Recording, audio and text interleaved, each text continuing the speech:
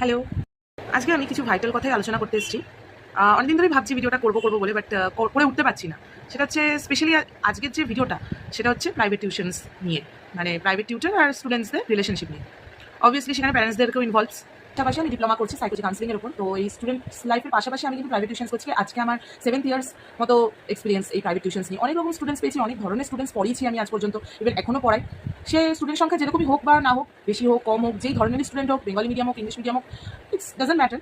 But একটা জিনিস আমি কমন পেয়েছি, বেশিরভাগ ক্ষেত্রে, আমি বলবো না সবাই, বাট বেশিরভাগ ক্ষেত্রে, ইভেন আমি জানি যে এই জিনিসটা কিন্তু আমার মতন প্রাইভেট টিউটার যারা আছেন তারাও কিন্তু সেম ফেস করে এবং এই ধরনের কথাগুলো কিন্তু শুনে থাকেন। অনেকেই এরকম আছে না, অনেক বাবা মায়েরা এরকম ভাবেন এবং এরকম বলেন যে হ্যাঁ, আমার ছেলে মেয়ে তো পড়াশোনা করছে না, বাড়িতে কারোর কথা শুনছে না, পড়তে আসতে চায় না, বা পড়াশোনা করতে চাইছে না, বাড়িতে কারোর কথা শুনছে না।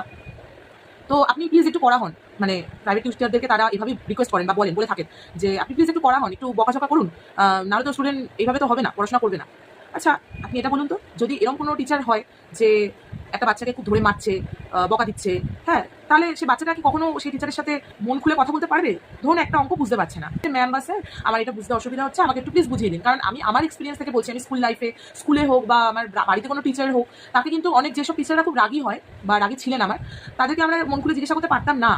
আবার এমন অনেক টিচার পেয়েছি যারা আমাকে খুব ভালোবেসে পড়িয়েছেন, আবার যখন পড়া করতাম না বা কথা শুনতাম না, তখন আমি বকাও খেয়েছি, ভালোভাবে পড়া করেওছি। আর যেসব টিচার্সদের কাছে পড়তাম, ম্যাম হোক বা স্যার হোক, সাংঘাতিক লেভেলের ভয় পেতাম। মানে তারা আমাদের সাথে ফ্রেন্ডশিপ ওয়েতে মেশার থেকেও বড় বেশি মানে খুব শাসনে রাখতেন তারা আমাদেরকে।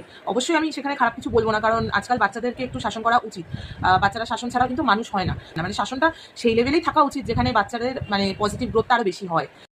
তো মায়েরা যেরকম এরকমও বলে যে আমার ছেলে মেয়েকে তাকে একটু বকুন, টিচার রাগি না হলে চলে না। বাইরে গিয়ে তারা এই আলোচনা করছে, হ্যাঁ, এই টিচার রাগি না হলে চলে না, এখনকার টিচারদেরকে একটু রাগি হতে হয়, টিচার মানে তো রাগি হতেই হবে।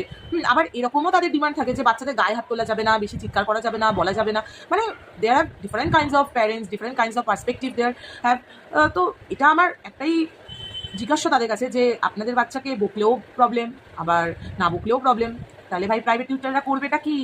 সেটা তো হচ্ছে ব্যাপার, তাই না? দেখুন, একটা প্রাইভেট টিউটার, সে স্যার হোক বা ম্যাম হোক, তার 2 বছরের এক্সপিরিয়েন্স হোক বা 7 বছরের বা 10 বছরের এক্সপিরিয়েন্স হোক, সে কিন্তু প্রফেশনটাতে এমনি নেই।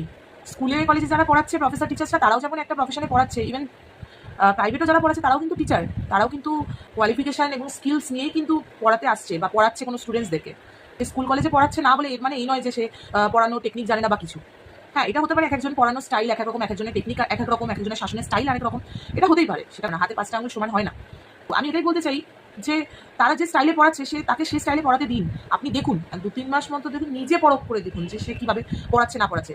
বাচ্চার পড়া টেকনিক বা বাচ্চার পড়ার গ্রোথের ওপরেই কিন্তু